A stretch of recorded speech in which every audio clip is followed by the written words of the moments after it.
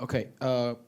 First, today in the Security Council, many member states actually mentioned that the sanctions that against Syrian people should be lifted. Now, due to the situation that Assad has already gone, the government. Does the UN feel the same? Should those countries who put sanctions on Syrian people, that because of this what they call brutal regime, now can be lifted? I mean, this is something Mr. Pedersen spoke about as early as Saturday last weekend, which is time to rethink the sanctions, and he's urging those countries, mostly, I mean, the U.S. and the European Union, to start rethinking this issue, given that the needs of the Syrian people are so great at this time. And secondly, I just received this story. Israeli Prime Minister Netanyahu today said that Israel force will stay in the buffer zone on the Syrian border until another arrangement is found that will ensure Israel's security.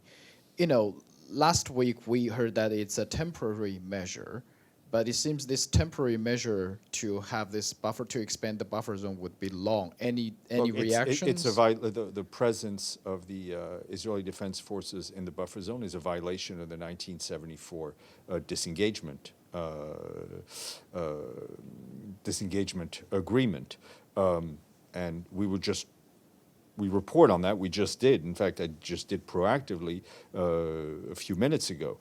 There is an agreement. It needs to be respected. And, you know, occupation is occupation. Whether it lasts a week, a month, or a year, it remains occupation. Would UN think about maybe another arrangement? Well, it's not about the UN thinking of another arrangement. It's about right now member states respecting the agreements that are in place. Will there be any chance that Mr. Pedersen would join us for the briefing? I tried for today. Okay.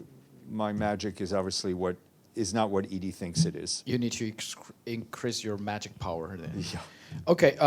Okay. My questions. I have two other questions concerning social media. I bet you know that TikTok now is facing a bill that passed by the U.S. Parliament that it might be banned next January. Just wondering, what's the position of the UN on this over hundreds of millions of users platform being banned here in the States? We don't have a position on the particular commercial issues that are raising TikTok here. What I can tell you, and I think the Secretary General said it in a video message recently, what we want is a free, open, and accessible internet for all. And UN has an account on TikTok, right? I don't think we have a corporate account. Okay, cool. Okay, the second question concerning social media. Last month, Australia passed a bill that forbids children under 16 to create accounts on Facebook, Instagram, Snapchat, TikTok, etc. Does the UN think this is a good direction to let's say regulate or to protect children? I'm not going to comment on that particular legislation.